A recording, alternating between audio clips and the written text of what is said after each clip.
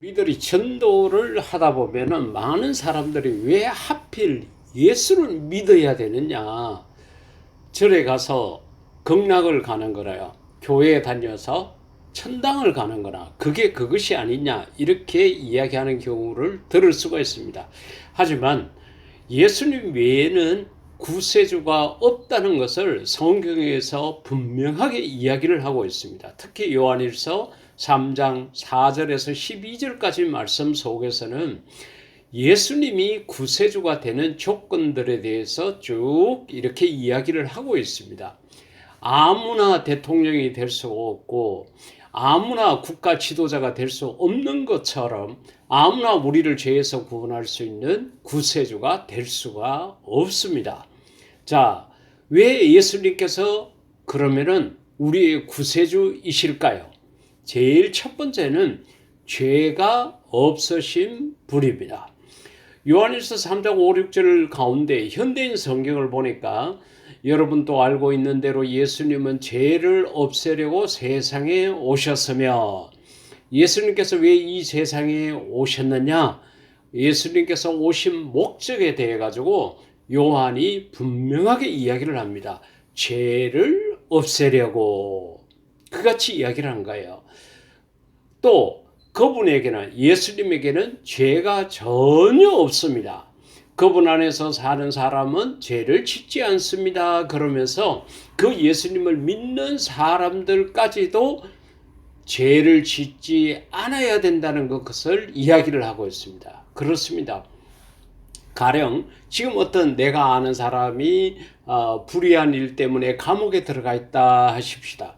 대한민국 법으로서는 그렇게 할 수가 없지만은, 내가 만약에 그 사람을 대신해서 내가 감옥에 있겠다 그러면은 첫 번째 조건이 뭘까요? 내가 감옥에 있지 말아야 되겠죠. 내가 죄수가 아니라야 된다는 겁니다. 마찬가지입니다. 예수님께서 이 땅에 있는 죄인들을 구원하시러 오셨습니다. 죄 문제를 해결하려 오셨습니다.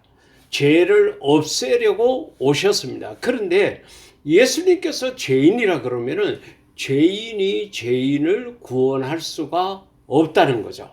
그렇기 때문에 예수님은 죄가 없으시기 때문에 우리를 죄에서 구원할 구세주이시라는 것입니다. 세상에 많은 종교가 있고 그 나름대로 교주가 있고 리더가 있고 지도자가 있습니다.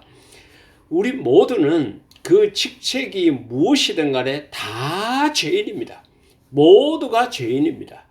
죄의 범주에서 자유스러운 사람은 없습니다.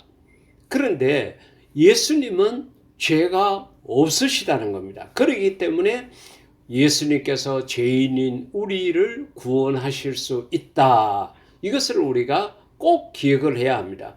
그러면서 요한은 그분 안에서 예수님을 믿고 사는 사람들도 죄를 짓지 않으려고 해야 된다. 만약에 계속 죄를 짓는 사람은 그분을, 예수님을 보지도 못하였고 예수님을 알지도 못한 것이라고까지 이야기를 했습니다. 우리가 이 땅에서 전도하는 데 있어서 가장 기본적인 것은 내가 어떤 전도지를 들고 나가느냐 하는 게, 이게 문제가 아니라 내 삶이 세상 사람들이 보기에 깨끗해야 합니다. 정결해야 합니다.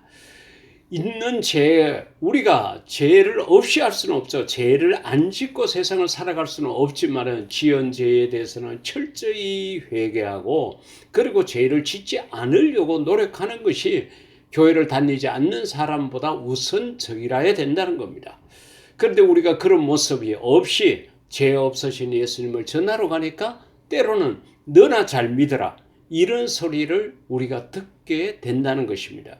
우리가 믿는 예수님이 죄 없으신 분인 것처럼 우리도 죄를 짓지 않으려고 노력해야 되고, 이미 지은 죄는 철저히 회개하고 반복적으로 그 죄를 짓지 않도록 노력하는 모습이 우리 속에 있어야 합니다. 두 번째로, 예수님이 왜 우리의 구세주일까요? 그는 하나님의 아들이시기 때문에 그렇습니다. 마가복음 1장 90절 가운데 보면은, 그 무렵 예수님이 갈릴리 나사렛에서 요단강으로 오셔서 요한에게 세례를 받으셨다. 예수님은 물에서 올라오시는 순간 하늘이 열리고 성령님이 비둘기같이 자기에게 내리시는 것을 보셨다. 그러자 이제 이 말씀이 중요한 거예요. 하늘에서 너는 내가 사랑하고 기뻐하는 내 아들이다 라는 음성이 들려왔다고 그랬습니다. 그러니까 하늘에서 들려온 이 음성은 하나님의 음성이죠. 하나님께서 예수님을 향해서 너는 내가 사랑하고 기뻐하는 내 아들이다. 이같이 말씀을 하신 거예요. 그러니까 하나님 아버지, 하나님의 아들 예수님이 맞죠. 그러기에 내가 사랑하고 기뻐하는 내 아들이라고까지 말씀하신 것입니다. 아무나 우리의 구세주가 될 수가 없습니다. 하나님께서 지명한 자, 하나님께서 기뻐하는 자, 하나님께서 사랑하는 자만이 우리의 죄를 대신할 수 있다는 겁니다. 왜 그런가 하면은 그 속에 하나님의 예정하심이 있고 하나님의 계획하심이 있기 때문에 그렇습니다. 우리는 인간적으로 봤을 때는 하나님의 아들이 될 수 있는 조건이 없습니다. 혈육적으로도 그렇고 우리가 사는 모습을 봐도 그렇고요. 우리는 죄인이죠. 망할 수밖에 없는 그러한 존재였습니다. 그런데 에베소서 1장 4, 5절 말씀 가운데 보면은 하나님은 우리가 자기 앞에서 거룩하고 흠이 없게 하시려고 세상을 창조하시기 전에, 창세 전에 그리스도 안에서, 그래 우리의 힘과 능력으로 된 것이 아니라 예수님 안에서 우리를 선택하셨습니다라고 이야기를 했습니다. 그리고 우리를 사랑하셨기 때문에 하나님은 예수 그리스도를 통하여 그분의 기뻐하시는 뜻을 따라 우리를 자기 자녀로 예정하셨습니다. 신학적으로 예정론을 이야기할 때에 이 에베소서 1장 4, 5절 말씀을 이야기를 합니다. 그러니까 우리 모두가 죄인이고 죽을 수밖에 없고 멸망할 수밖에 없었는데 하나님께서 창세 전에 내가 이 땅에서 무슨 선한 일을 하고 기도를 많이 하고 헌금을 많이 하고 이게 아니라 내가 이 세상에 태어나기도 전에 하나님께서 나를 선택하시고 예정하셨다 그러니까 얼마나 큰 은혜입니까? 그렇기 때문에 예수님이 우리의 구세주가 될 수 있는 것도 하나님께서 그렇게 작정하시고 예정하셨기 때문에 그렇다. 우리의 구세주가 될 수 있다. 이것을 우리가 기억을 해야 합니다. 그리고 예수님께서 우리의 구세주가 될 수 있는 세 번째 조건은 빌립보서 2장 6, 8절 이 말씀에 있습니다.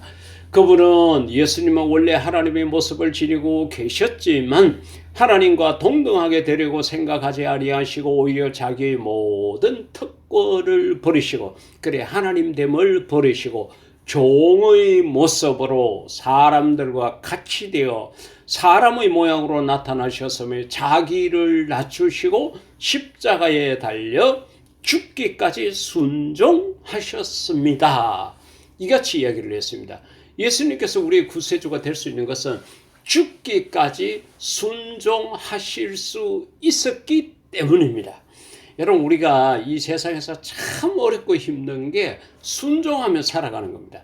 시키는 대로 안 하죠. 그 시키는 일이 착하고 선하고 좋은 일이고 신앙적으로는 복받을 일이고 하나님을 기쁘시게 할 수 있는 일임에도 불구하고 우리의 마음속에 순종하고자 하는 마음이 별로 없습니다. 시간만 있으면 불순종하려고 합니다. 무슨 조그마한 이유만 있으면 그것을 이유로 대고 순종하지 않으려고 하는 마음이 있습니다. 근데 예수님께서는 순종하셨는데 어디까지 하나님에게 순종하셨느냐? 십자가에 달려 죽기까지 순종하셨다는 겁니다. 그러기에 그 십자가에서 흘리신 그 귀한 보혈로 우리의 모든 죄를 사할 수가 있었던 것입니다. 그러기에 우리가 왜 예수님이 우리의 구세주인가? 이 사순절기에 다시 한번 우리가 생각을 해본다 그러면은 예수님은 죄가 없으신 분이다. 그리고 예수님은 하나님 아들이시다. 그리고 예수님께서는 죽기까지 순종하신 분이시다라는 것을 꼭 기억을 하시고 이 예수님을 더욱 잘 믿는 우리 모두가 될 수 있기를 인류 최대 멋쟁이신 예수님 이름으로 축복합니다. 아멘.